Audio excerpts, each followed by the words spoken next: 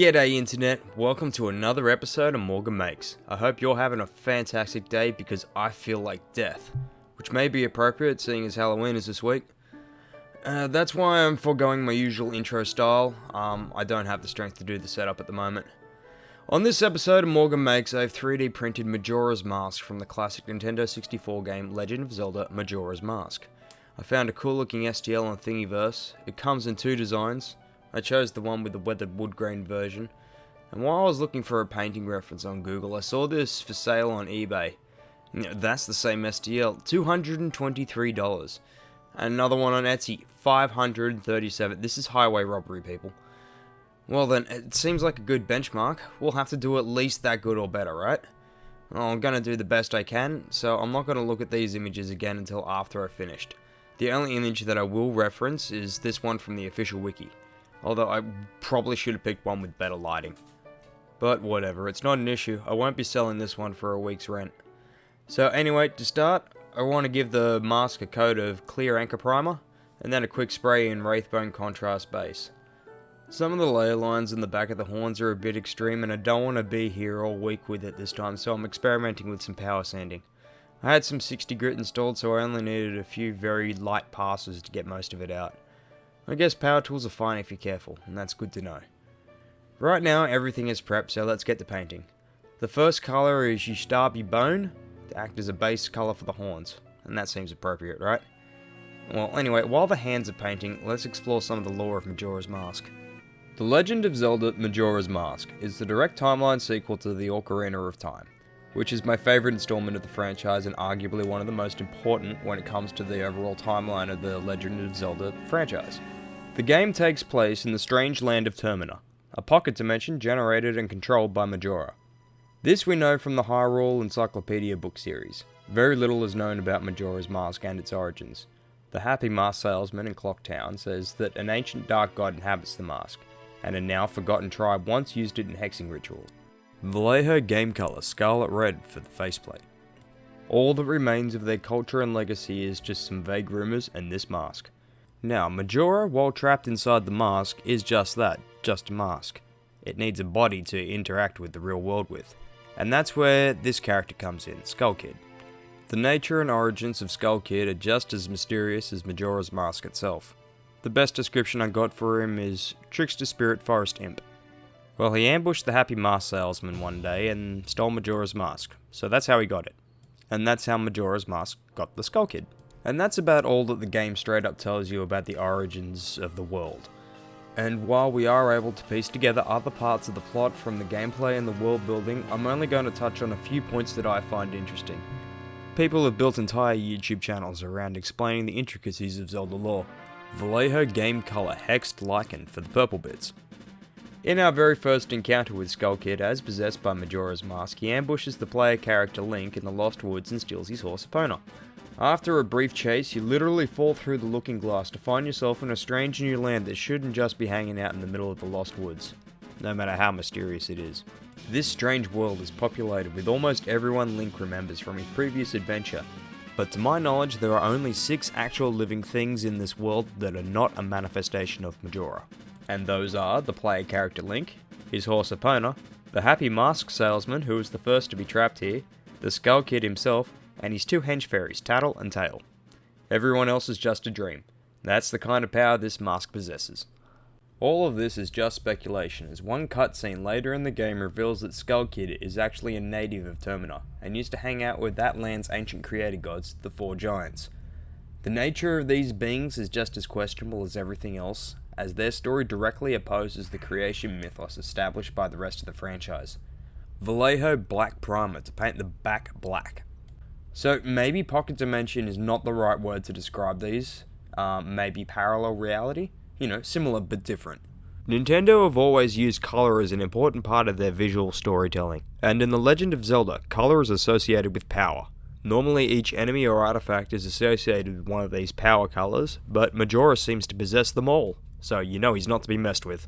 Yushtabi Bone again to go back and clean up the horns and spikes, just so they're, nice and neat, 2 thin coats, right?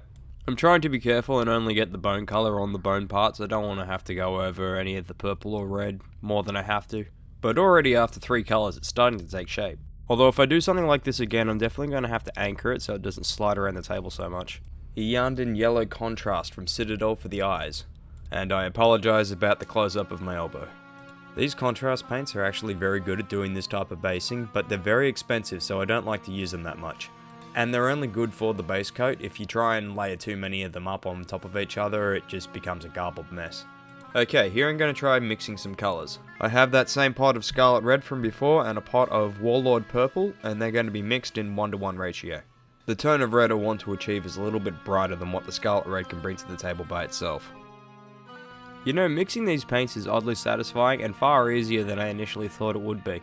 I'm actually pretty happy with how this colour's turning out. You know, I don't know what the tribesmen would have used to paint one of these masks in real life, but you know, maybe it was just the power of Majora that made it glow red and purple like this. I don't know, the two colours kind of remind me of the indicators for an acid and an alkaline.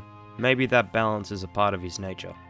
The black primer comes back out to pick out these embossed lines around the face of the mask. Now, I'm imagining that these embossed black lines are actually some description of tree resin or some kind of sap type glue that the tribesmen would have used to piece the two parts of the mask together. And normally I'd be able to accept this bit of storytelling that I've told myself, but the wood grain matches between the two sections of the mask. So I don't know, maybe they were carved, cut up and then pieced back together. Who knows. But the lines do a fantastic job of highlighting all the individual sections. Another 1:1 mix of paints to do the second layer of the purple. This time we have the Hexed Lichen and the Vallejo Mecha Color Magenta Fluorescent. These fluorescent colours can be a lot of fun, especially when they're mixed with other paints. They don't add a lot to look at them in real life, but on camera it just adds something a little bit extra special. And I think it's because my camera can see a slightly wider range of spectrum of light than the human eye can. And my next mix of paints is the Scarlet Red and the Magenta Fluorescent together, and this is for the bits around the eyes, the actual bits around the eyeball itself. This is going to help distinguish it from the other red section of the mask. I just need to be careful not to get too much of that red on the yellow of the eyeball. And that basically does it for the undercoats. I think it's starting to look pretty good actually. You can definitely see that we're making progress. So it's time to continue up layering the paints, and the next colour mix is Vallejo Game Color in Fluoro Green and Livery Green. You know, this is for the irises itself.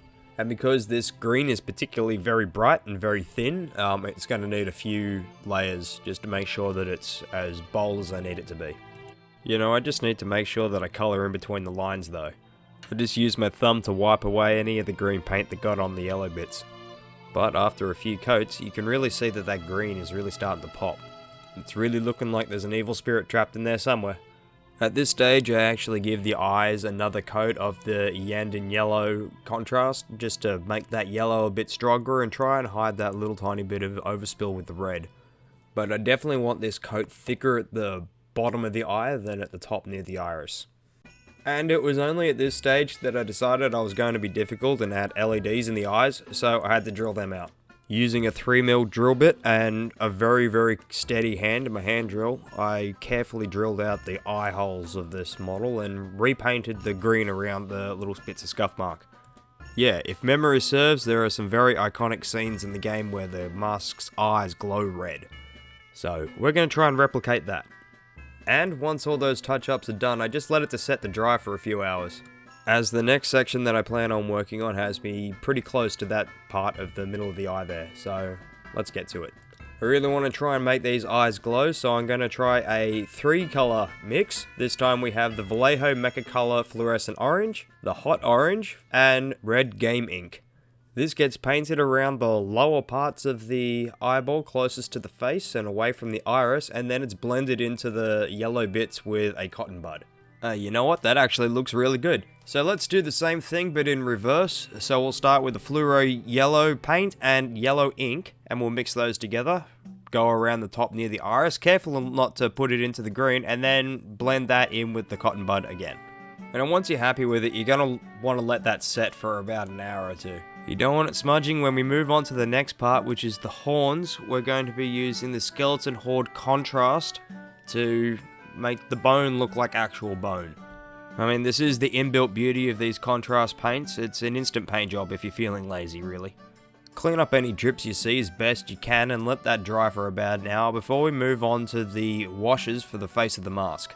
This Citadel Reclin Flesh Shade is just going to add a little bit of depth to the red bit. You know, make the cracks in the wood grain a little bit darker and things like that. This wash gets applied to both red sections. Then the purple section gets its turn at the wash using my old pot of Leviathan Purple. I know Citadel's current recipe for this is slightly different, but I'm pretty sure Vallejo is actually using this exact one because they bought it from Citadel way back in the day. And then after all that is dried, I'm going to flip the mask over and take up any issues that have happened up on this side. So I've got to do the backs of the horns and cover up some of these little missplodges where it's picked up some paint from the table there. You know, color it all black, make sure it all looks good.